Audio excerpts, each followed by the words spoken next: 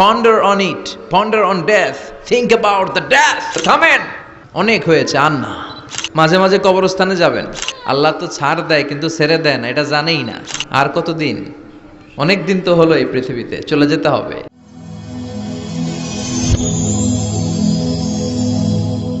Rose TV 24. Enjoy by listening to the Holy Quran. We have to go back to our Lord. আমাদেরকে আমাদের রবের কাছে ফিরে যেতে হবে। নাকি থেকে যাবেন? থাকবেন কে কে? কেউ থাকতে পারবো না। This is the nature of life. এটাই জীবনের নেচার, থাকা যায় না। বাংলাদেশের একজন আপকামিং স্কলার, খুব ইয়াং অ্যান্ড এনার্জেটিক একজন স্কলার, শাহাদাত হুসাইন খান ফয়সাল, আজকে মারা গিয়েছে, শুনেছেন? গতকালও আমি দেখছিলাম তাকে, গতকালও তরচাদা যুবক, আজকে নাই। This is the nature of life. কালকে হয়তো আমি থাকবো না, হুট করে চলে যেতে হয়, ঠিক না? এই যে জীবন পরিক্রমায় আমরা আসি, থাকি, আবার চলে যাই, এরপরেও আমাদের টনক নড়ে না। আমাদের হৃদয় বড্ড পাষাণ, আমাদের এই হৃদয় নরম হতে চায় না, আমাদের চোখ বেয়ে পানি নামতে চায় না। এটাই জীবনের নিয়ম, চলে যেতে হবে। দাদা চলে গেল, বাবা গেল, আপনি যাবেন না? এটা কি ভাবেন? এটা প্রতিদিন ভাবা দরকার যে আমাকে চলে যেতে হবে। আমার পরবর্তী জীবনের জন্য, পরজগতের জন্য আসলে আমি কি করছি? আমরা শুধু ছুটছি, পাগলের মতো শুধু ছুটছি। আমরা ব্যস্ত, মহাব্যস্ত, super busy. Our life is super busy life. এত ব্যস্ত, এই ব্যস্ততা যেন শেষ হতে চায় না। এত ব্যস্ততা কিসে? স্টপ, থামেন একটু, বসেন, sit down and think about death. The most certain thing in our life is death, and the most uncertain thing in our life is the time of death. আমাদের জীবনের সবচাইতে সুনিশ্চিত বিষয় হচ্ছে যে আমরা মরে যাব, ঠিক না? সুনিশ্চিত, আমিও যাব, আপনিও যাবেন। কিন্তু the most uncertain thing in our life is the time of death. আর আমাদের জীবনের সবচেয়ে অনিশ্চিত বিষয় হচ্ছে মৃত্যুর সময়। আমরা কবে যাব আমরা কেউ জানি না। চলে যেতে হয়। এই ছোট্ট থেকে কৈশোর, শৈশব থেকে কৈশোর, সেখান থেকে যৌবন, তারপরে অবিবাহিত থেকে হয়ে গেলেন বিবাহিত, তারপর স্বামী হয়ে গেলেন, এরপর হয়ে গেলেন বাবা, এরপর হয়ে গেলেন শ্বশুর, তারপর হয়ে গেলেন নানা। আর কতদিন? অনেক দিন তো হলো এই পৃথিবীতে, চলে যেতে হবে, ঠিক কি না? This is the nature of life. এটাই হচ্ছে এই পৃথিবীর জীবনের পদ্ধতি। একটু ভাববেন, স্টপ, একটু থামেন। অনেক ছুটছি আমরা, অনেক কম্পিটিশন, অনেক প্রতিযোগিতা, থামেন, একটু থামেন। অনেক হয়েছে, আর না। এবার একটু ভাবেন যে আমাকে চলে যেতে হবে। মাঝে মাঝে কবরস্থানে যাবেন। এই এলাকায় কবরস্থান আছে? কোথায়? আশেপাশে। কবে গেছিলেন? কবে যে গেছি মনেই নাই, ঠিক না? কবরস্থানে যাওয়ার সময়টাও হয় না। একটু যাবেন, যে তাকাবেন যে শুয়ে আছে এখানে, ছোট বাচ্চারা শুয়ে আছে, আমার মতো যুবকরা শুয়ে আছে, বৃদ্ধরা শুয়ে আছে। এখানে যারা ছিল এরাও আমার মতো হুন্ডা হাঁকিয়ে বেড়াতো। এখানে অনেক যুবক শুয়ে আছে যাদের রক্ত আমার চেয়ে বেশি গরম ছিল, যারা বাপের বেটা পালোয়ান ছিল। আজকে সব শেষ, কিচ্ছু নাই, শুধু অন্ধকার আর অন্ধকার। এই অন্ধকার যেন শেষ হতে চায় না। এজন্য একটু থামেন, একটু ভাবেন। Ponder on it, ponder on death, think about the death. মৃত্যু নিয়ে একটু ভাবেন। এই পৃথিবীর এই মরীচিকা, এই লোভ, এই লালসা, এই প্রতিযোগিতামূলক পৃথিবীর মায়াজালে আর কতদিন? একটু ভাবেন যে আমাদেরকে চলে যেতে হবে। এই কথাটাই মূলত আল্লাহ সূরাতে আমাদেরকে মেসেজ আকার দিয়েছেন, ঠিক কিনা? সূরার নাম হচ্ছে সূরাতুত তাকাসুর। কি নাম? কথা বলেন। তাকাসুর। তাকাসুর মানে হচ্ছে বেশি বেশি পাওয়ার লোভ। আরো লাগবে, খেতে পারে 5টা, হাতে নিয়ে রাখছে 10টা, কয় আরো দে। আছে না নাই? আমাদের দেশে বিভিন্ন দোয়া অনুষ্ঠান হয় না? দোয়ার পরে জিলাপি দেয়। আপনাদের এদিকে কি দেয়? জিলাপি দেয়। তো ছোট বাচ্চারা দেখবেন কয়েক জায়গায় জিলাপি দেয়, তো এদিকে 5টা নিচে, ওদিকে 5টা, ওর হাতে আর জায়গা হয় না, এরপর আরো নিতে গেছে ওই জায়গায়। আছে না নাই? এটা হচ্ছে মানুষের বৈশিষ্ট্য। মানুষ আরো চায়, যার আছে বেশি চায় বেশি, যার যত আছে তার তত চাহিদা। যার সাইকেল আছে সে হুন্ডা চায়, ঠিক কিনা? যার হুন্ডা আছে সে প্রাইভেট কার চায়, চায় না? যার প্রাইভেট কার আছে সে প্লেন চায়, একটা প্লেন যদি থাকতো আমার, খালি উঠতাম আকাশে। যার প্লেন আছে ও হেলিকপ্টার চায়, ঠিক কিনা? এই যে চাওয়া, আরো লাগবে, আরো আরো। যার 2 তলা সে 5 তলা বানাতে চায়, ঠিক কিনা? যার 4টা বাড়ি ও 8টা বাড়ি চায়, তাই না? এলাকার মেম্বার চেয়ারম্যান হতে চায়, চেয়ারম্যান এমপি হতে চায়, এমপি মন্ত্রী হতে চায়, মন্ত্রী কি হতে চায়? প্রধানমন্ত্রী হতে চায়। কিন্তু এদেশে অসম্ভব। কথা বলেন, এই দেশে সবাই প্রধানমন্ত্রী হতে পারবে? ঘুরে ফিরে 2-1 জন, ঠিক কিনা? তো যারাই প্রধানমন্ত্রীর আসনে বসে এই দেশে, আল্লাহ যেন তাদেরকে কোরআনের আলোকে এদেশ চালানোর তৌফিক দান করে। ইদানিং সময় দেখতে পাচ্ছি যে মাননীয় প্রধানমন্ত্রী শেখ হাসিনা অনেক বিষয়ে জিরো টলারেন্সে রয়েছেন। I do appreciate such kind of initiative in Bangladesh. এখন দেখতে পাচ্ছি যে দুর্নীতি দমন কমিশন আগের চেয়ে একটু সচল হয়েছে, ঠিক কিনা? বিভিন্ন মন্ত্রণালয়ের কাজের যে স্পিড, এটা একটু বেড়েছে। এটা যেন লোক দেখানো না হয়, এটা যেন সাময়িক সময়ের জন্য না হয়, এটা যেন একটা কন্টিনিউয়াস প্রসেস হয়, তাহলেই বাংলাদেশের উন্নতি হবে। চিল্লায় বলেন ঠিক কিনা? আমরা জনসাধারণ, আমরা খেটে খাওয়া মানুষ, আমরা খুব বেশি কিছু চাই না। আমরা চাই নিরাপত্তা, আমরা চাই দুবেলা দুমুঠো খেয়ে পড়ে থাকার অধিকার, আমরা চাই কথা বলার স্বাধীনতা, আমরা চাই চিন্তার স্বাধীনতা, আমরা চাই আসল অর্থে স্বাধীনতা। চিল্লায় বলেন ঠিক কিনা? এরকম একটা দেশ যেন আমরা গড়তে পারি, আল্লাহ তৌফিক দাও। তাহলে যার আছে যত বেশি তার চাহিদাও তত বেশি। এজন্য বিষ্ণু বলেছেন, উনজুর ইলা মান হুয়া আসফালা মিন, তোমার চেয়ে যে নিচে আছে তার দিকে তাকাও, তোমার চেয়ে যে উপরের দিকে আছে তার দিকে তাকিও না। উপরের দিকে তাকালে তোমার কষ্ট লাগবে, কিন্তু নিচের দিকে তাকালে তোমার শুকরিয়া আদায় করতে মন চাবে, ঠিক কিনা?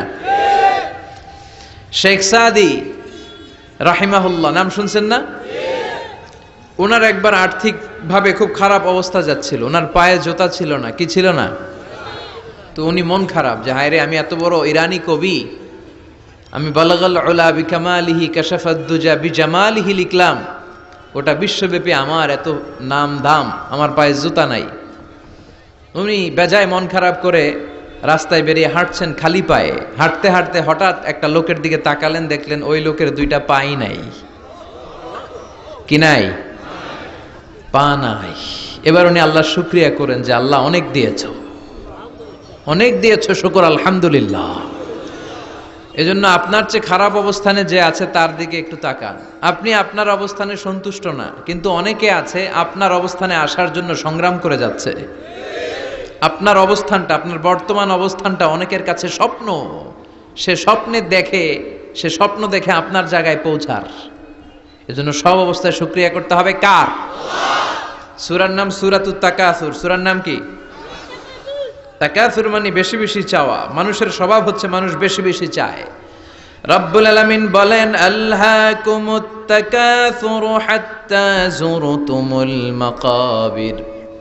দুনিয়ার লোভ লালসা, বেশি বেশি পাওয়ার আকাঙ্ক্ষা তোমাদেরকে একেবারে গাফেল বানিয়ে দিয়েছে। এই গাফলতি কোনোদিন তোমাদের কমবে না যতদিন না তোমরা কবরের বাড়িতে ঢুকবা।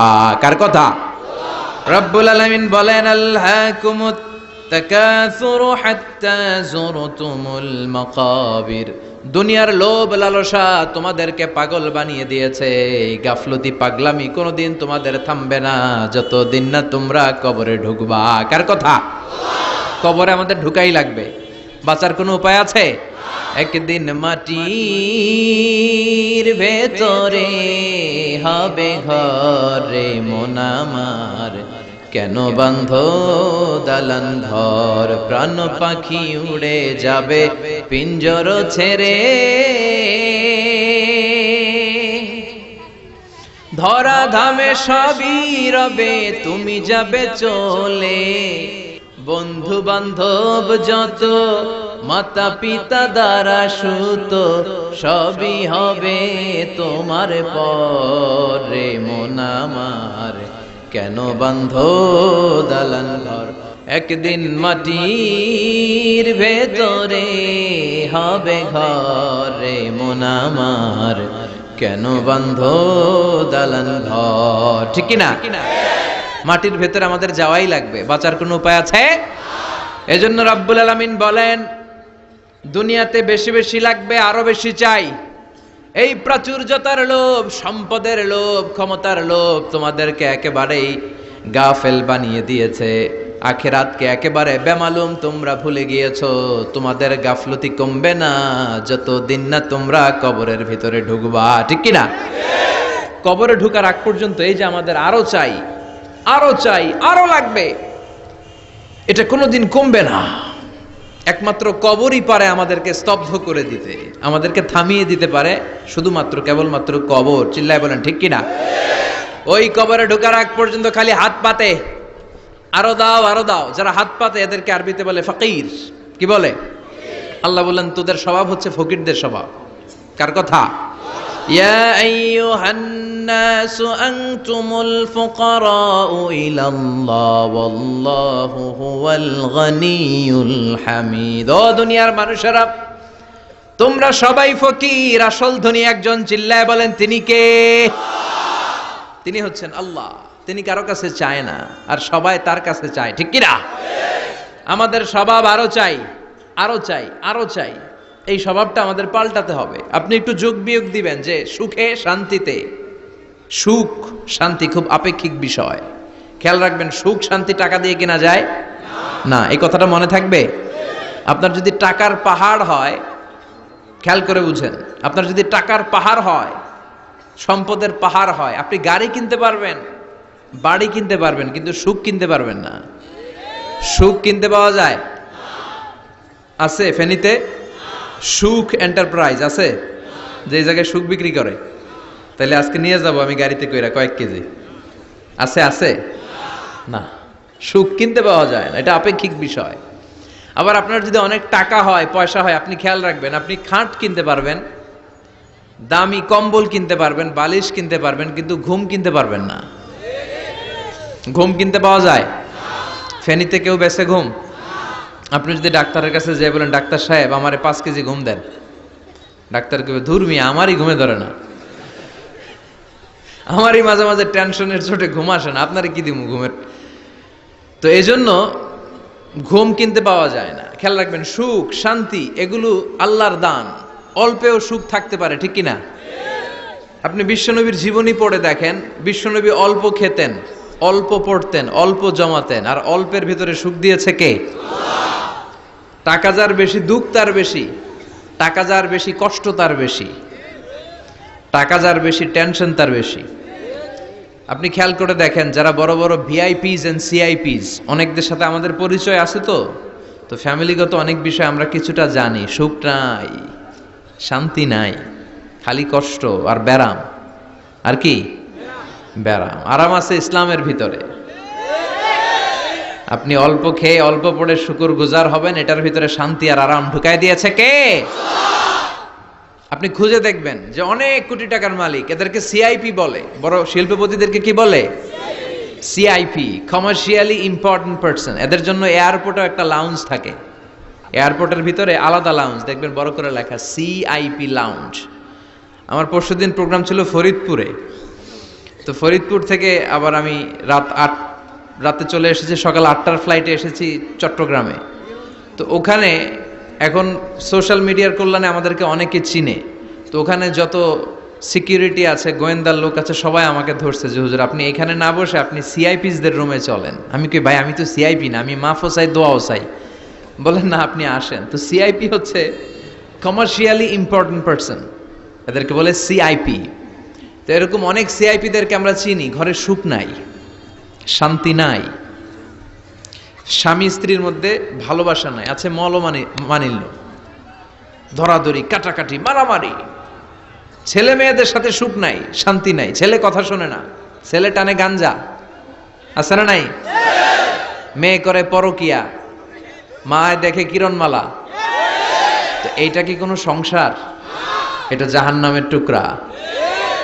আচ্ছা এবার আসেন অল্প পয়সার মানুষ যারা যারা ফ্যাক্টরিতে কাজ করে, রিক্সা চালায়, কুলি মজুর, দেখেন এদের রোগ বালাই নাই, কষ্ট নাই, ঘরে শান্তি, নিজেও নামাজ পড়ে, আবার ফ্যামিলিতে যারা আছে ওরাও নামাজ পড়ে, ছেলেটাও নামাজ পড়ে, মেয়েটাও নামাজ পড়ে, ছেলেটাও সূরা ফাতিহা পড়ে, মেয়েটাও পড়ে, আলহামদুলিল্লাহ বলে।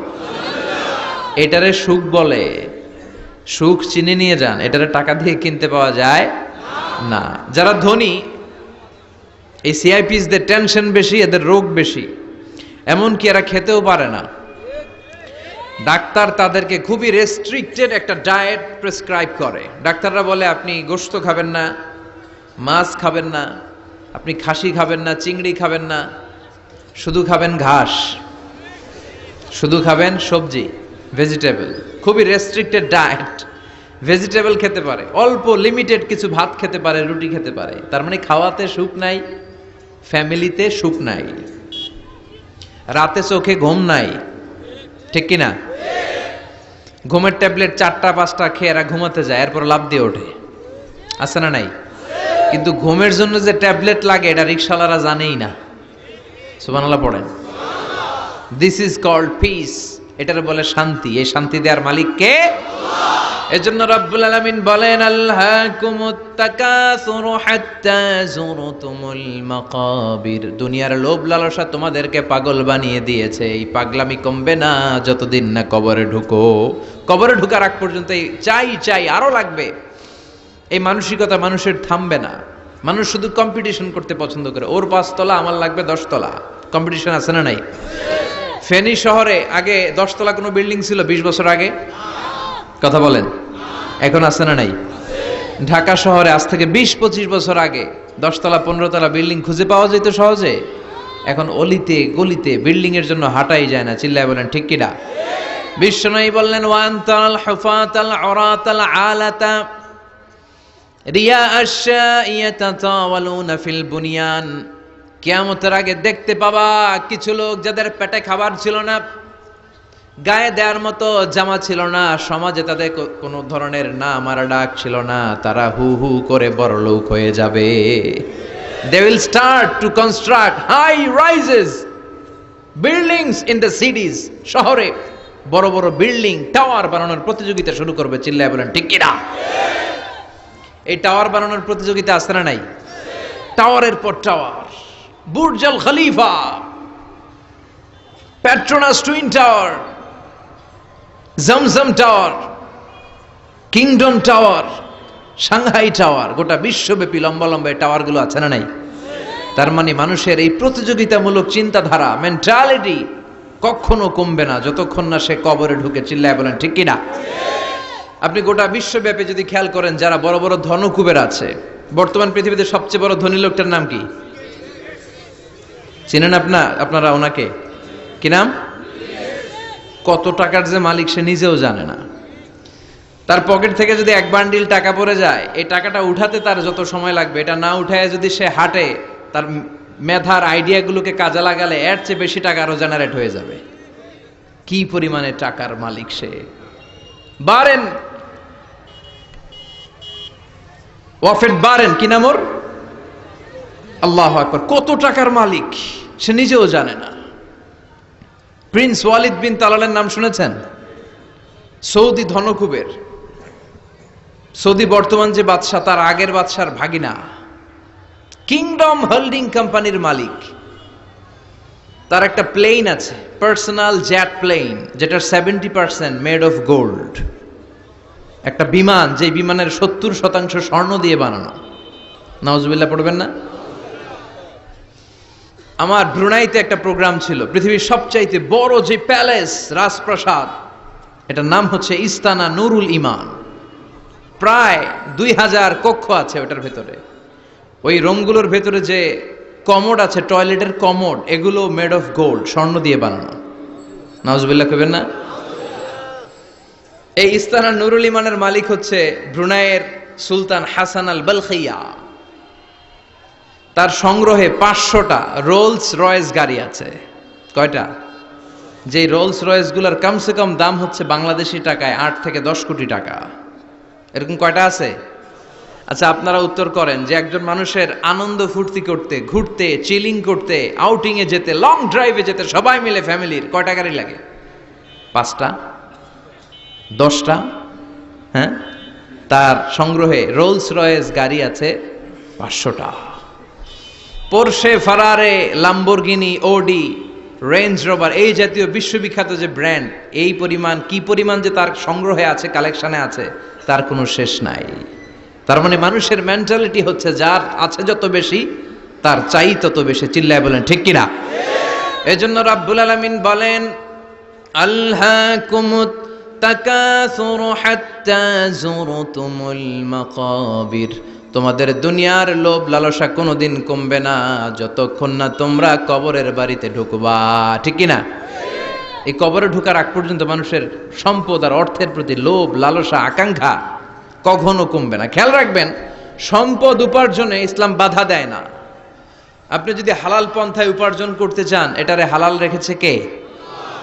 সম্পদ আপনি উপার্জন করবেন, খরচ করবেন, আপনার উপর জাকাত ফরজ হলে জাকাত দিয়ে দিবেন, কিন্তু সম্পদকে হৃদয়ে স্থান দেয়া যাবে। হৃদয়ে থাকবে কার ভয়? চিল্লায় বলেন কার? যাদের হৃদয়ে আছে আল্লাহর ভয়, তারা কভু পথ ভুলে যায় না। আল্লাহর প্রেম ছাড়া এই দুনিয়ায় কারো কাছে কোনো কিছু চায় না। রাতের আধারে যারা সেজদাতে রয়, দু চোখের শ্রুতে নদী যেন বয়। ছলনার হাতছানি যতই আসুক, পেছনে ফিরেও সে তাকায় না। যাদের হৃদয়ে আছে আল্লাহর ভয়, তারা কভু পথ ভুলে যায় না। আল্লাহর প্রেম ছাড়া এই দুনিয়ায় কারো কাছে কোনো কিছু চাই না, কারো কাছে কোনো কিছু চাই না। ঠিক কি না? মুমিনের অন্তরে তো মুমিন অর্থ সম্পদকে স্থান দিতে পারে না। মুমিনের অন্তরে মুমিন স্থান দিবে কাকে? চিৎকার করে বলতে হবে কাকে? তার মানে ইসলাম বলে তুমি সম্পদ উপার্জন করো, সম্পদকে তুমি আহরণ করো, কিন্তু সম্পদকে তুমি তোমার হৃদয়ে স্থান দিও না। হৃদয়ে স্থান দিবা কাকে? আবার সম্পদ পেয়ে যখন আপনি ধনী হয়ে যাবেন, জাকাত দেয়াটারেও ফরজ করেছে কে? দে জাকাত, দে জাকাত, তোরা দে রে জাকাত। তোর দিল খুলবে পরে, আগে খুলো খাত। দে জাকাত, দে জাকাত, তোরা দে রে জাকাত। পড়েন আমিন। আপনার দিল পরে খুলবে, আগে খুলতে হবে কি? হাত। হাত যাদের খোলা তাদেরকে পছন্দ করে কে? আবার বিশ্বনবী বললেন 7 শ্রেণীর ব্যক্তি আছে, যে 7 শ্রেণীর ব্যক্তিকে রব্বুল আলামিন কিয়ামতের ময়দানে আরশের নিচে ছায়া দিবে। ওই 7 শ্রেণীর মধ্যে 1 শ্রেণীর ব্যক্তি এমন ব্যক্তি, ওই ব্যক্তি ডান হাত দিয়ে যেটা দান করে, তার বাম হাত ওই দানের ঘটনা টের পায় না। ডান হাতে দেয় কিন্তু বাম হাত টের পায়। তার মানে গোপন দান। কি দান? গোপন দান আল্লাহর কাছে খুব প্রিয়। গোপন দানের মধ্য দিয়ে আল্লাহর ক্রোধ রাগ কমে যায়। এজন্য গোপনে দান করবেন। আপনি মাহফিলে লোক দেখিয়ে 1 লক্ষ টাকা দিলেন, 10 লক্ষ, এটার মধ্যে যদি রিয়া থাকে, শো অফ, লোক দেখানো মানসিকতা থাকে, এটা হয়ে যাবে হাবা মানসুরা। মিজানের পাল্লা এটার কোনো ওজন হবে না। আর আপনি রাত্রিবেলা লুকিয়ে লুকিয়ে মসজিদের পাশ দিয়ে যাচ্ছিলেন, দেখলেন যে দান বক্স, পকেট থেকে 2 টাকার নোট বের করে দিয়েছেন, এটারে মিজানের পাল্লায় উহুদ পাহাড়ের সমান ভারী করবে কে? এজন্য আল্লাহ বলেন, গোলাম তোর গোপন দান আমার কাছে প্রিয়। বান্দা যখন গোপন দান করে, ওই গোপন দানকে আল্লাহ বাড়াতে থাকে, যদিও এটা পরিমাণে কম। আল্লাহু আকবার। গাভীর মালিক যখন নতুন বাছুর পায়, গাভী যখন বাছুর দেয়, উটের মালিক যখন নতুন উটের বাচ্চা জন্ম দেয়, উটের মালিক বড্ড খুশি হয়ে যায়। ওটের মালিক ওটের ছোট বাচ্চাটাকে খাইয়ে দাইয়ে পেলে পুষে বড় করে। আল্লাহ বলে আমার সন্তুষ্টির জন্য যে এই ছোট্ট দানটুকু সেই দিন তুই করেছিস, তোর দানটাকে পেলে পুষে বড় করে আমি উহুদ পাহাড়ের সমান বানিয়ে তোর মিজানের পাল্লায় উঠাইয়ে দেব রে গোলাম। এজন্য লুকিয়ে দান করাটা শ্রেয়। আপনারা যারা দান করতে চান আপনারা শো অফ না করে লুকিয়ে দান করবেন, রাজি আছেন তো? আর সম্পদশালী যারা হয়েছেন তারা যাকাত দিবেন। যারা যাকাত দেয় না, ওয়াল্লাযীনা ইয়াকনিজুনা আয-যাহাবা ওয়াল ফিদ্দা ওয়ালা ইউনফিকুনাহা ফি সাবিলিল্লাহ ফাবাশশিরহুম বিআযাবিন আলীম। রব্বুল আলামিন বলেন, নবী যারা সম্পদের মালিক, 10টা 20টা ফ্ল্যাটের মালিক, একরের পর একর জমির মালিক, বিশাল সম্পদের মালিক, তারপরেও সম্পদ জমিয়ে রাখে, আল্লাহর রাস্তায় যাকাত দেয় না, তাদেরকে আপনি কঠিন আযাবের সুসংবাদ দেন। পড়েন নাউজুবিল্লাহ। আওয়াজ করে বলেন তো, আযাবের সুসংবাদ হয় না দুঃসংবাদ? হচ্ছে দুঃসংবাদ, কিন্তু আল্লাহ বললেন আযাবের সুসংবাদ দাও। তার মানে এই আযাবটা যেন তেন কোনো আযাব নয়, এটা ভয়ঙ্কর একটা আযাব। এটা যেন তেন আযাব নয়। 1000 বছর জাহান্নামের ভেতরে জ্বালিয়ে রাখা লোহার খুন্তি দিয়ে আপনার পেটে একটা ছেক দেয়া হবে, কপালে একটা ছেক দেয়া হবে, পিঠের মধ্যে ছেক দেয়া হবে। নাউজুবিল্লাহ পড়েন। এজন্য আল্লাহ বললেন কঠিন মর্মন্তুদ আযাব আর শাস্তি, পানিশমেন্টের সুসংবাদ দাও। ছেলে গণিত পরীক্ষায় ফেল করেছে, মা বলে তুই ফেল করছস, তোর আব্বা এসে এমন মাইট দিবে, মাইট দিলে মজা টের পাবি। আচ্ছা আওয়াজ করে বলেন, মাইট দিলে কি মজা পাওয়া যায় না ব্যথা পাওয়া যায়? কিন্তু মা বললেন যে মজা টের পাবি, তার মানে মাইটটা যে কড়া মাইট হবে, শাস্তিটা হবে বড় ডেঞ্জারাস শাস্তি। এই শাস্তির তীব্রতা, মাইরের তীব্রতা বোঝানোর জন্য মা মজার কথা বলেছেন। চিল্লায় বলেন ঠিক কিনা? এজন্য সম্পদশালী যারা হয়েছেন আল্লাহর শুকরিয়া করেন, আর বছরান্তে যাকাত দিয়ে দেন। সম্পদের মধ্যে বরকত দিবে কে? সাইয়েদনা মুসা আলাইহিস সালামের নাম শুনেছেন? ওনার এক চাচাতো ভাই ছিল কারুন, বিশাল সম্পদের মালিক। কত যে সম্পদ! তার সব সম্পদগুলো সে সিন্ধুকের ভেতরে আটকে রাখতো।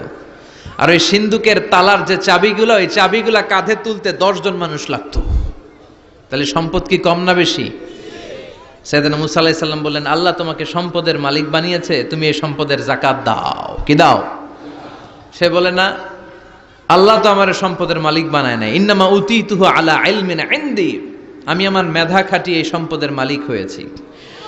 সাইয়েদনা মুসা আলাইহিস সালাম বললেন, যাকাত দাও, না হয় আল্লাহর আযাবের অপেক্ষায় থাকো। কারণ বলে, তোমার আল্লাহরে বলো যদি পারে আমারে আযাব পাঠাইতে, আমার দিকে যদি পারে তোমার আল্লাহ যেন আযাব পাঠায়। আল্লাহরে চ্যালেঞ্জ দিস। কারে চ্যালেঞ্জ দেয়? আল্লাহ তো ছাড় দেয় কিন্তু ছেড়ে দেয় না, এটা জানেই না। আল্লাহ কি দেয়? কি দেয় না? এই কথাটা মনে রাখতে পারবেন? আল্লাহ কি দেয়? কি দেয় না? আল্লাহ ছাড় দেয়, আল্লাহ চান্স দেয়, আল্লাহ সুযোগ দেয়, আল্লাহ ভালো হয়ে যাওয়ার সুযোগ দেয়, কিন্তু আল্লাহ ভুলে যায় না, আর আল্লাহ ছেড়েও দেয় না। চিল্লায় বলেন ঠিক কি না? কারণ বলে, তোর আল্লাহরে বল পারলে আমারে মারতে, পারলে আযাব পাঠাতে বল, দেখি তোর আল্লাহর শক্তি কত রে মুসা, আযাব পাঠাতে বল। আল্লাহ বলে, ফাখাসাফনা বিহি ওয়া বিদারিহিল আরদ। এই কথা বলার সাথে সাথে কারুনের বিশাল সিন্ধুকের বাক্স, স্বর্ণের বাক্স, রূপার বাক্স, সম্পদের বিশাল বিশাল সিন্ধুকগুলো সহ কারুনকে আমি জামিনের মধ্যে দাবিয়ে দিলাম। নাউজুবিল্লাহ পড়েন। জামিনে। এটা একটা আশ্চর্যজনক শাস্তি। এই শাস্তি আবার অন্যদেরকে আল্লাহ দেয় নাই। আল্লাহ কাউকে আযাব দিয়েছেন প্রচন্ড বাতাস, বাতাস দিয়ে আল্লাহ উড়িয়ে দিয়েছেন। কাউকে দিয়েছেন পাথর বৃষ্টি, কাউকে দিয়েছেন আগুন বৃষ্টি, কাউকে দিয়েছেন ভূমিকম্প, কাউকে আল্লাহ আকৃতির বিকৃতি ঘটিয়েছেন। দাউদ আলাইহিস সালামের কিছু কওম, তারা সাগরের মাছ ধরে রাখতো। এই মাছগুলো সাইয়েদনা দাউদ আলাইহিস সালামের কণ্ঠের তেলাওয়াত শুনতে আসতো। আল্লাহ বললেন, শনিবারে মাছ ধরা যাবে না। কি বারে ধরা যাবে না? কারণ প্রত্যেক সপ্তাহের শনিবারে আকাবা উপসাগরের তীরে বসে সাইয়েদনা দাউদ আলাইহিস সালাম ওনার সুরের ঝংকার তুলে জাবুর কিতাব তেলাওয়াত করতেন। আমাদের কোরআনে সূরা আছে 114টা, আর ওনার জাবুর কিতাবে ছড়া ছিল 150টা। আমরা পড়ি সূরা, ওনারা পড়তেন ছড়া। সুবহানাল্লাহ কইবেন না? তো ওনার গলায়ও সুর, আবার ওইটা ছড়া, গাইলে কত সুন্দর লাগে। উনি আকাবা উপসাগরের পাশে বসে এই ছড়াগুলো তেলাওয়াত করতেন, শিক্ষণীয় ইসলামিক ছড়া। আর এই ছড়ার সুরে মুগ্ধ হয়ে সাগরের মাছগুলো সাগর ছেড়ে দিয়ে ডাঙ্গায় চলে আসতো। আল্লাহ বললেন, দাউদের উম্মত খবরদার, শনিবারে মাছ ধরা যাবে না। রবি থেকে শুরু করে শুক্রবার পর্যন্ত ধর, নিষিদ্ধ হচ্ছে শনিবারে। আদেশটা কার?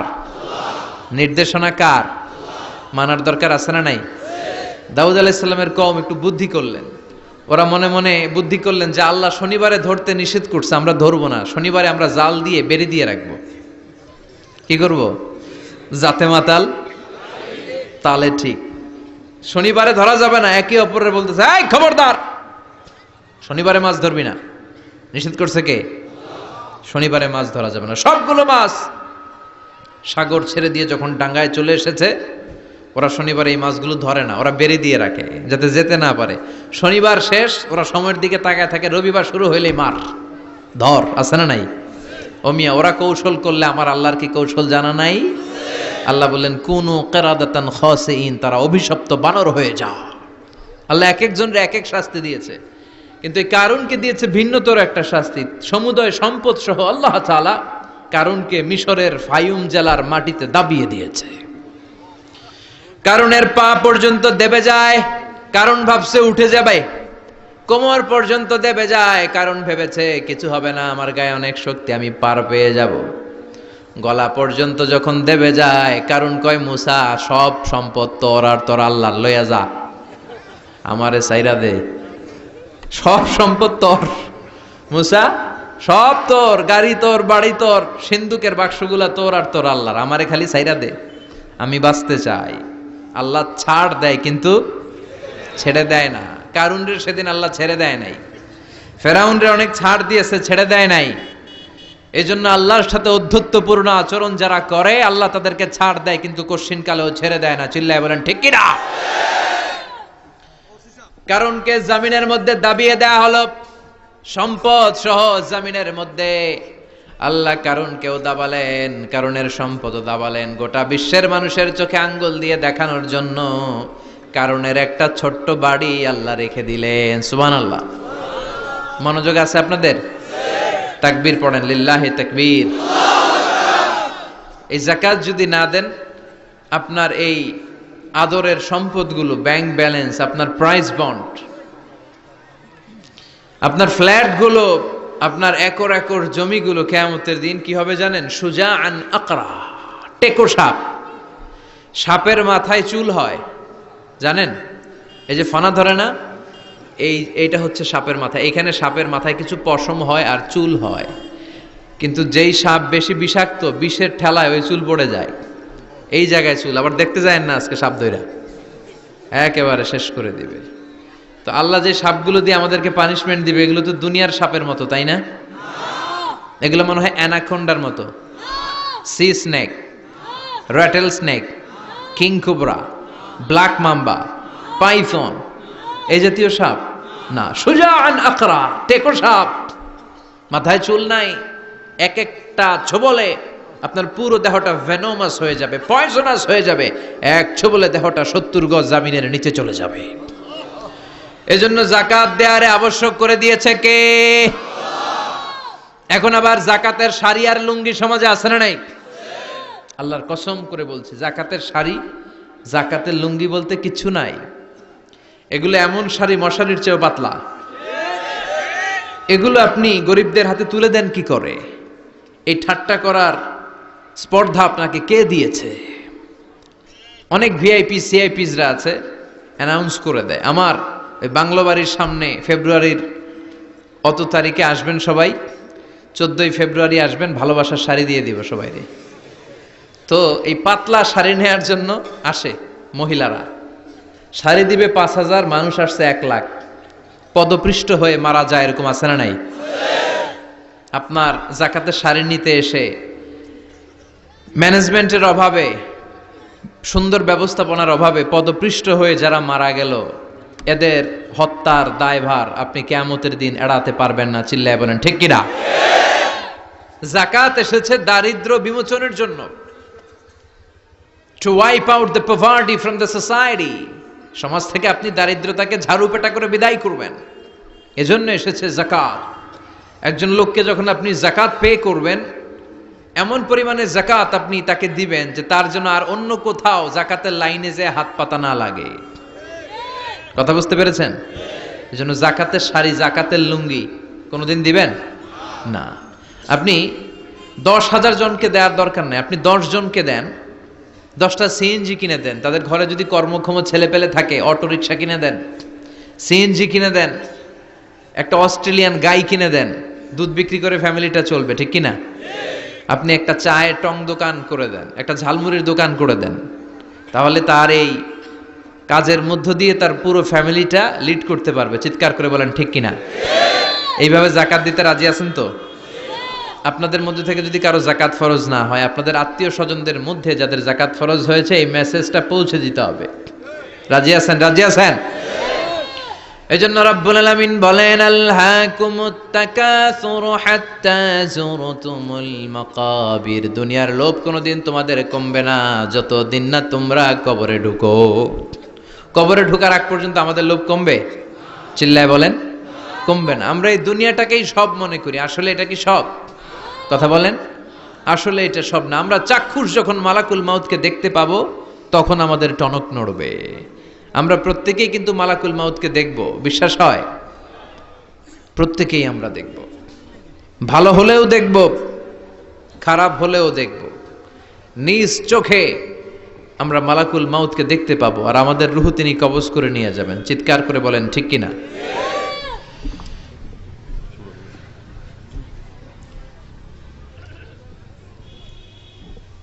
যারা মুমিন বান্দা, যারা ইমানদার, তারা মালাকুল মাউতকে দেখবে খুব সুশ্রী, সুন্দর, সাদা ধবধবে জুব্বা পরা একটা যুবকের বেশে। আলহামদুলিল্লাহ পড়েন।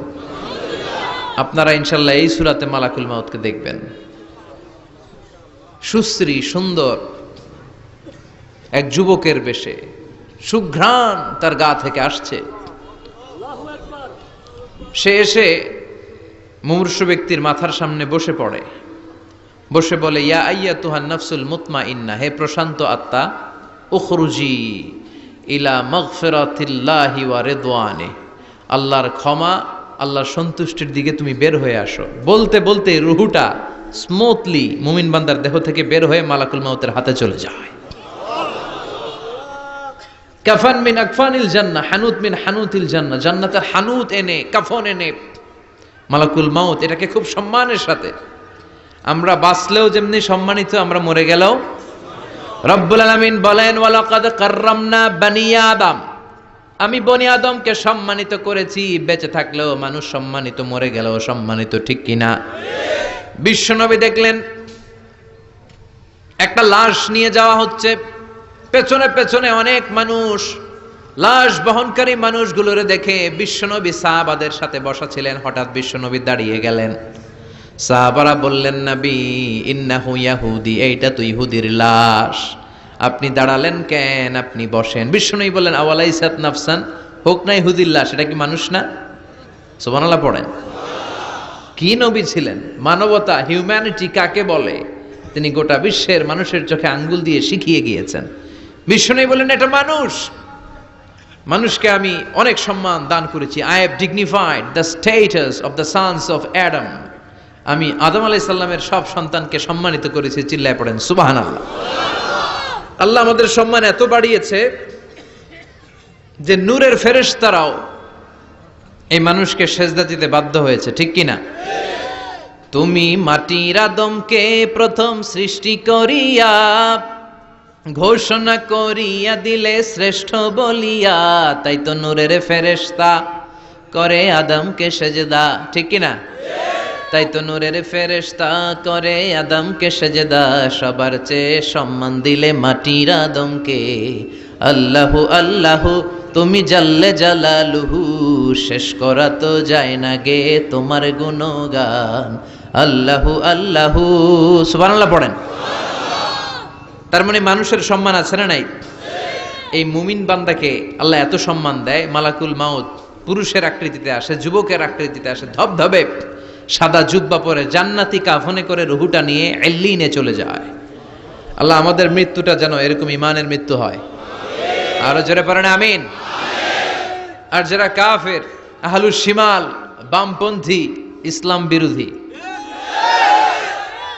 এরাও মালাকুল মাউতকে দেখে, তবে ভয়ঙ্কর আকৃতিতে দেখে। ভয়ঙ্কর, যত কুৎসিত হতে পারে একজন মানুষের চেহারা, যত দুর্গন্ধ বেরোতে পারে একজন লোকের দেহ থেকে, এরকম ভয়ঙ্কর অগ্নিমূর্তি নিয়ে মালাকুল মাউত তার কাছেও আসে, সেও দেখে। তবে এসেই মালাকুল মাউত ত্রাস সৃষ্টি করে। কি সৃষ্টি করে?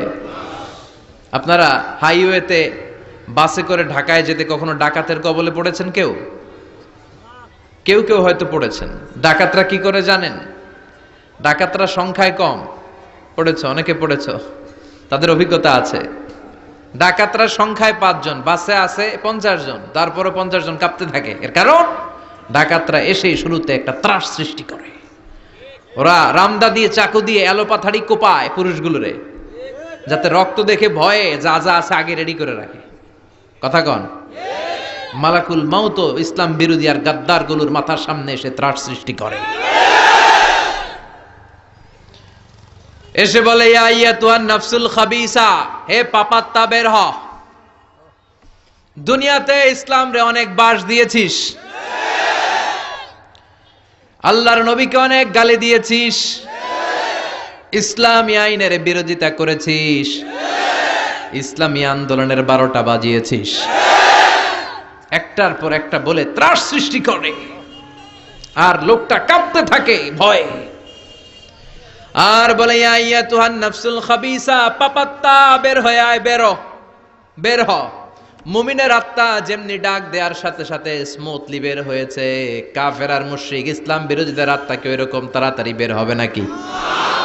উখরুজি ইলা গাদাবিল্লাহ, আল্লাহর রাগ, ক্রোধ আর ঘৃণার দিকে আত্মা তুই বের হয়ে আয়। বেরোয় না। আত্মা একবার ডানে দৌড় মারে, একবার বাঁয়ে দৌড় মারে, সামনে মারে, পেছনে মারে, আত্মাটা শুধু ছোটাছুটি করে। এবার মালাকুল মাউত গায়ে যত জোর আছে টেনে টেনে টেনে হিচড়ে আত্মাটারে বের করে নিয়ে আসে। আল্লাহ, এই মরণ থেকে তুমি আমাদেরকে বাঁচাও। একটা জীবিত ছাগলকে জবাই না করে তার চামড়া দেহের এক জায়গা থেকে উল্টো দিকে টেনে হিচড়ে বের করলে সে যতটা ব্যথা পায়, এর চেয়ে বেশি ব্যথা কষ্ট দিয়ে ইসলাম বিরোধীদের রুহু কবজ করা হয়। এজন্য সেদিনের অপেক্ষায় আমরা সবাই আছি, ঠিক কিনা? তখন বোঝা যাবে কার কত ক্ষমতা, তখন বোঝা যাবে কার প্রতিফল কিরকম হবে, কার আবাসস্থল কোথায় হবে, কে ডানপন্থী, কে বামপন্থী, কে জান্নাতি জাহান্নামী, সেদিন সব গোমর ফাঁস হয়ে যাবে। এজন্য রাব্বুল আলামিন বলেন, আলহাকুমুত তাকাসুরু হাত্তা যুরতুমুল মাকাবির।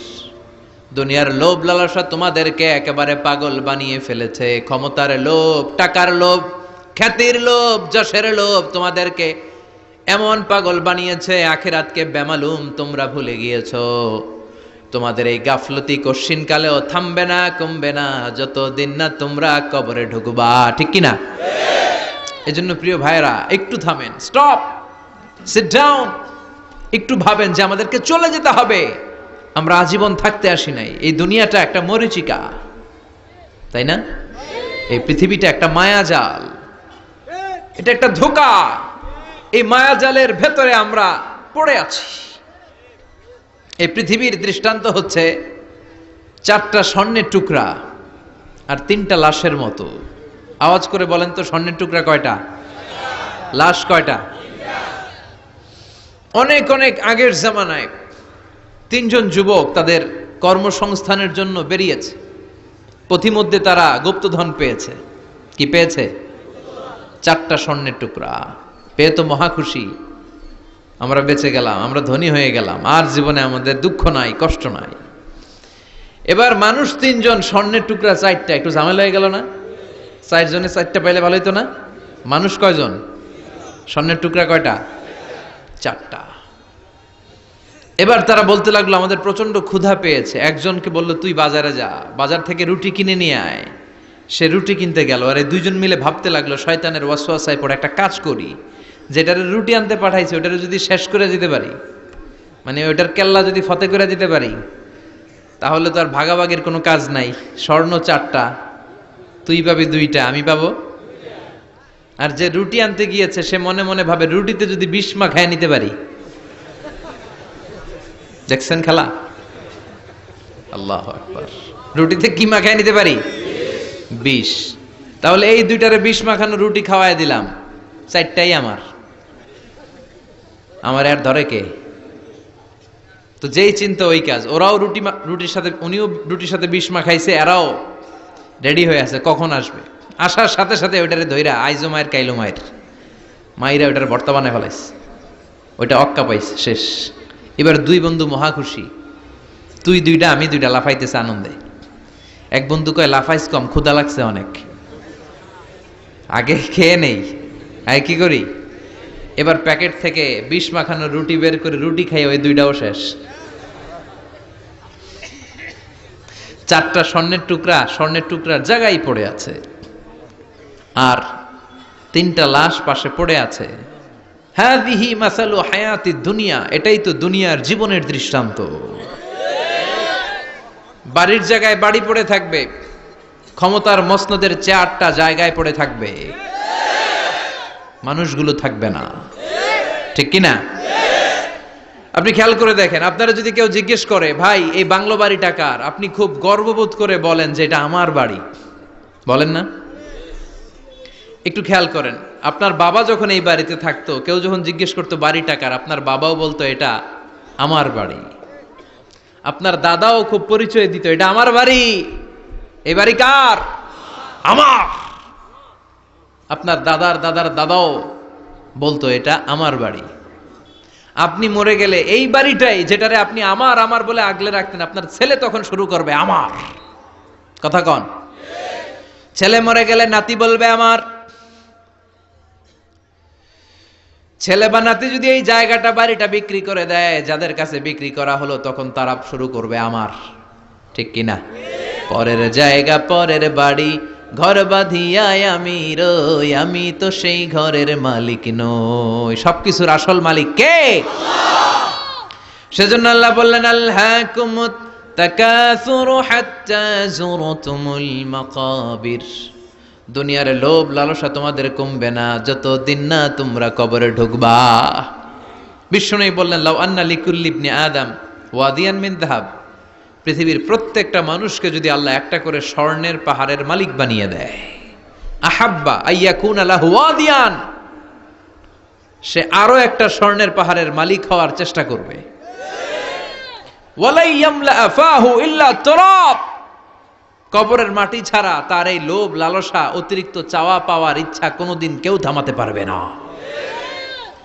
একটু বুঝে শুনে উত্তর দেন, একটা স্বর্ণের পাহাড়ের মালিক যদি আমি হই, আমি আমার 14 পুরুষ এটারে বিক্রি করে করে খেয়েও কি শেষ করতে পারবো? আপনি পাহাড় দেখছেন কত বড়, যে স্বর্ণের পাহাড় যদি হয়, এটার বেচে খেয়ে মজমাস্তি করে আমাদের 14 পুরুষের জীবন কেটে যাবে, তাহলে আরেকটা পাহাড় দিয়ে আমি কি করব? এটা মানুষের স্বভাব, যার আছে বেশি সে চায় বেশি। আল্লাহ বলে থাম, একটু থাম, অনেক হয়েছে, আর না, তোমাকে চলে যেতে হবে।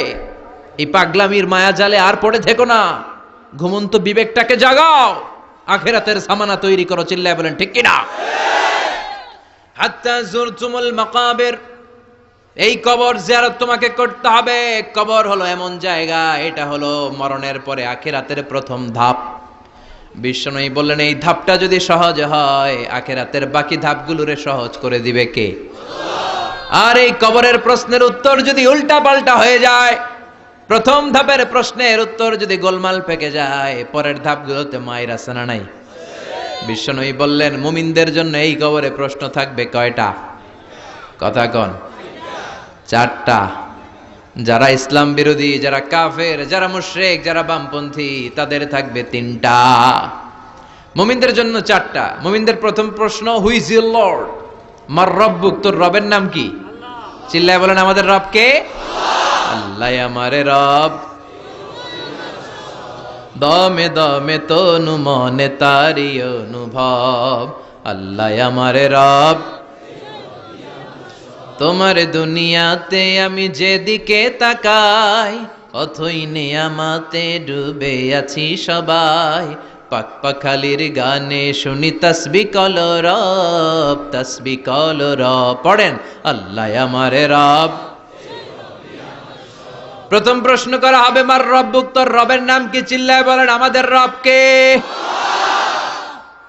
দ্বিতীয় প্রশ্ন, আমা দীনুক, তোর ধর্মের নাম কি? আমাদের ধর্মের নাম কি? বিশ্বনবীর চেহারা দেখিয়ে বলা হবে, আতারিফু মান হাযার রাজুল, এই লোকটারে চিনো কিনা? আমরা বলবো চিনি। উনি আমাদের পেয়ারা নবী, ঠিক কিনা? চাঁদের চেয়ে সুন্দর তুমি নবী আমার কমলিহিওয়ালা, দু জাহানের বাদশাহ তুমি প্যারা নবী সাল্লে আলা, দু জাহানের বাদশাহ তুমি প্যারা নবী সাল্লে আলা, চাঁদের চেয়ে সুন্দর তুমি নবী আমার কমলিহিওয়ালা। সুবহানাল্লাহ পড়েন। আমরা বিশ্বনবীর চেহারা দেখা মাত্রই চিনে যাব, ঠিক কিনা? আমরা বলবো এই লোককে চিনি, মানি উনি ছিল আমাদের জান, আমাদের প্রাণ, আমাদের কলিজা। এই নবীর জন্য আমরা সব করতে রাজি। এই নবীর সম্মান আর ইজ্জত বাঁচাতে আমরা দেহের তাজা রক্ত ঢালতে রাজি। এই নবী আমাদের সব। এই নবীর সুপারিশ ছাড়া আমি জান্নাতে যেতে পারবো না। এই নবীর আমরা চিনি, মানি উনি তো আমাদের পেয়ারা নবী। এই তিনটা প্রশ্নের উত্তর যখন পেরে যাবেন আপনারা ইনশাআল্লাহ, চতুর্থ একটা প্রশ্ন, ওয়ামা ইলমুক, হোয়াটস ইউর নলেজ? তুমি কিভাবে শিখলা? তুমি কি নকল করে শিখেছো না জেনে বুঝে? আপনাকে বলতে হবে কোরআন থেকে জেনে, হাদিস থেকে মেনে মেনে আমি শিখেছি।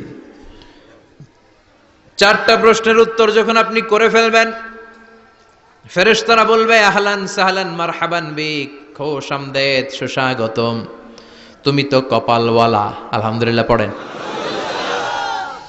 ইফতাহু লাহু বাবুন ইলাল জান্নাহ, তার কবর থেকে জান্নাতের দিকে একটা দরজা খুলে দেয়া হবে। ওয়া ইফসাহু লাহু কবরুহু ৭০ যিরান, তার কবরটারে ৭০ হাত লম্বা বানিয়ে দেয়া হবে। ওয়া ইউলবাসু মিন লিবাসি আহলিল জান্নাহ, জান্নাতের দুইটা পোশাক তার গায়ের মধ্যে পরিয়ে দেয়া হবে। এরপরে ফেরেশতারা বলবেন নাম কানাউমিল আরুস, ঘুমাও।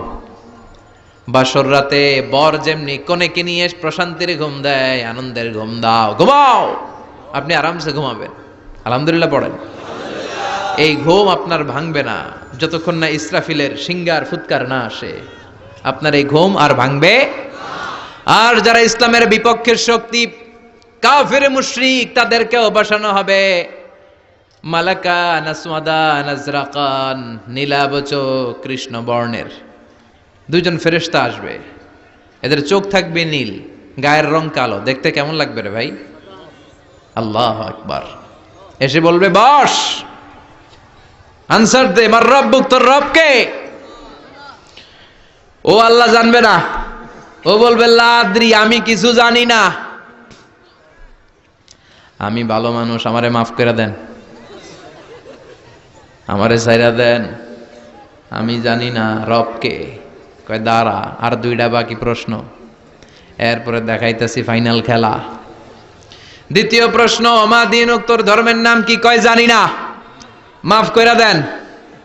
লা আদ্রি, আমি ধর্ম টর্ম জানি না, আমি তো চিয়ার্স করতাম, চিয়ার্স, আমি ড্রিঙ্কস খাইতাম, আমি ধর্ষণে সেঞ্চুরি করতাম, আমি শাহবাগের মঞ্চে উঠে ইসলামের বিরুদ্ধে ভাষণ দিতাম। আমার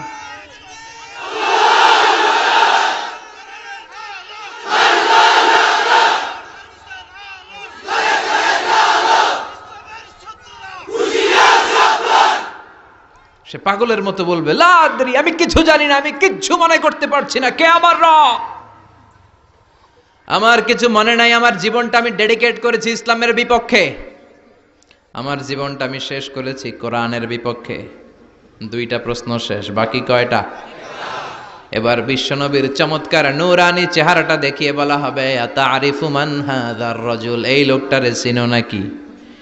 সে বলবে আমি এই লোকটারে চিনি না। আমার দলের লোকেরা যা করত, নাস্তিকরা যা করত, আমিও তাই করতাম। সবাই লোকটারে গালি দিত, আমি ওই লোকটারে গালি দিতাম। আমি এই নবীর বিরুদ্ধে ব্লগের মধ্যে উল্টা পাল্টা লিখতাম। আছে না নাই? ফেরেশতারা বলবে লা দারাইতা ওয়ালা তারাইতা, তুই তো পোড়া কপাল, তুই তো একটা প্রশ্নের উত্তর করতে পারলি না। ফায়ুতরাকু বিমাতারিক মিন হাদিদ, লোহার হ্যামার দিয়ে এবার পিটিয়ে পিটিয়ে ওর গায়ের গোশতগুলো থেতলে ফেলা হবে। ওয়ায়ুকালু লিল আরদি, জমিনকে বলা হবে ইলতাইমি, ও কবরের জমিন, কবরের মাটি, দুই দিক থেকে তুই চাপা দে। কি দে? দুই দিক থেকে চাপা মার, এক একটা চাপার চোটে পাজরের হাড়গুলো ভেঙে টুকরো টুকরো হয়ে যাবে। আল্লাহ এই পরিস্থিতি থেকে, ওই কঠিন বিপদের দিন তুমি আমাদের বাঁচিয়ে দিও। আমরা যেন সবগুলো প্রশ্নের যথাযথ উত্তর করতে পারি, তুমি তৌফিক দাও। এজন্য আল্লাহ বললেন আলহাকুমুত তাকাসুরু হাত্তা যুরতুমুল মাকাবির, তোমাদের লোভ লালসা কোনোদিন কমবে না যতদিন না তোমরা কবরের ভেতরে ঢুকো। এই কবরে আমাদেরকে যেতে হবে, ঠিক কি না? এটা থেকে পালাবার কোনো সুযোগ আছে? কোনোভাবে বেঁচে থাকা যাবে? এজন্য মাঝে মাঝে কবরে যাবেন। কই যাবেন? বিশ্বনী বলেছেন নাহাইতুকুম আন জিয়ারাতিল কুবুর, একটা সময় তোমাদেরকে কবর জিয়ারত করতে নিষেধ করেছিলাম। আল আনা ফাজুরুহা ফাইন্নাহা তুযাক্কিরুল আখিরা, তবে এখন সমস্যা নাই, এখন কবর জিয়ারত করো, কেননা কবর জিয়ারত করলে আখিরাতের কথা স্মরণ করায় দেয় কে? মাঝে মাঝে কবরস্থানে যাবেন আর ভাববেন যে এখানে আমাকে আসতে হবে, চলে যেতে হবে আমাকে, এটা আমার আসল জায়গা। তবে মহিলারা যাবেন না, কারণ মহিলারা লাশ, কবর আর রক্ত দেখলে সহ্য করতে পারে না, তারা বিলাপ শুরু করে দেয়। আছে না নাই? ও মা গো, মইরা গেল গো, কই গেল রে, আছে না নাই? চুল টানে, লাফালাফি, বিলাপ করে নারীরা। হৃদয় নরম তো, এদের হৃদয় আবার খুব নরম। তো এই জন্য নারীরা কবরে যাবেন না, আপনারা কবরের বাইরে থেকে আপনার আব্বার জন্য দোয়া করে ফেলবেন। পুরুষরা যাবেন, প্রায় কবরে যাবেন। কবরের চারদিকে ডিজাইন করে বড় দেয়াল, গম্বুজ, এগুলো করা যাবে না। আর কবরে পড়ে থাকা ব্যক্তির কাছে কিছু চাওয়া যাবে? চাইতে হবে কার কাছে? ইদা সাআলতা ফাসআলিল্লাহ ওয়া ইদা ইসতাআনতা ফাসতাইন বিল্লাহ, যদি চাইতে হয় কার কাছে চাও? সাহায্যের দরকার, কে সাহায্য পাঠাতে পারে? এজন্য বিপদে আপদে সব সময় কার কাছে চাবো? বিশ্বনবীর কবরের সামনে দাঁড়িয়েও কিছু চাওয়া যাবে? যাবে না, কারণ বিশ্বনবীও চাইতেন কার কাছে? বিশ্বনবী নিজেই চাইতেন আল্লাহর কাছে। এজন্য আমাদেরও চাইতে হবে কার কাছে? আল মাইয়িতু ফিল কবর কাল গরীকু ফিল বাহর, সাঁতার না জানা ব্যক্তি সাগরে পড়ে গেলে যেমন অসহায়, মরে গেলে মানুষটা তার চেয়েও বেশি অসহায়, ঠিক কি না? অসহায় কবরের মানুষ আপনারে কি দিবে? দিবেন তো আপনি। আপনি যেই তার জন্য দোয়া করবেন, ফাতিহা পাঠ করবেন, ইখলাস পাঠ করবেন, তার জন্য মাগফিরাত কামনা করবেন, আপনি দোয়া করলে তার জীবনের গুনাহ ক্ষমা করে দিবে কে? কিন্তু সে কি আপনার বিপদ থেকে মুক্ত করতে পারে? তাহলে এই সূরাতুত তাকাসুর থেকে আমাদের জীবনের জন্য শিক্ষা হচ্ছে we have to go back to our Lord. আমাদেরকে আমাদের রবের কাছে হাজিরা দিতে হবে, আমাদের কিন্তু ফিরে যেতে হবে। এই চিন্তাটা আমাদের মাথায় রাখার দরকার আছে না নাই? চিল্লায় বলেন, মাথায় রাখার দরকার আছে না নাই? আজকে থেকে মাঝে মাঝে একটু ভাবা যাবে না যে আমাদেরকে চলে যেতে হবে? সাইয়েদনা ওমর ফারুক বলতেন মুতু ক্বাবলা আন তামুতু, মরার আগে একবার মরো। হাসিবু ক্বাবলা আন তুহাসাবু, আল্লাহ তোমার হিসাব নেওয়ার আগে তুমি একবার তোমার নিজের হিসাব নাও। বাড়িতে বসে দাগ কাটবেন, ভালো কাজ খারাপ কাজ লিখবেন, ভালো কয়টা করছেন, খারাপ কয়টা করছেন, এবার নিজে একটু হিসাব করেন আপনার অবস্থা কি হতে পারে। বিছানায় একবার চোখ বন্ধ করে লম্বা হয়ে শটান হয়ে শুয়ে যান আর ভাবেন আপনি নাই। লোকজন কান্নাকাটি করবে, অ্যানাউন্স করা হবে আমাদের অমুক ভাই দুনিয়াতে নাই। বিকেল 4টায় জানাজা শুরু হয়ে যাবে। হাজার হাজার আপনার বন্ধু বান্ধবরা এসে কাঁদবে, জানাজা দিয়ে খাটিয়াতে করে কবরে রেখে দিয়ে আসবে। কেউ সাথে যাবে না, কেউ না। এই ঘটনাটা আমার, আপনার, আমাদের সকলের জীবনে ঘটতে যাচ্ছে। গোয়িং টু হ্যাপেন ভেরি সুনার, খুবই দ্রুত হতে যাচ্ছে। কবে হতে যাচ্ছে আমরা কেউ জানি না। The most certain thing in our life is death, and the most uncertain thing in our life is the time of death. আমরা চলে যাব, এটা নিশ্চিত। কবে যাব কেউ জানি না। তাই আসুন আমরা প্রতিদিন কবরের কথা অনেকবার স্মরণ করি। আল্লাহ আমাদেরকে বোঝার তৌফিক দান করো।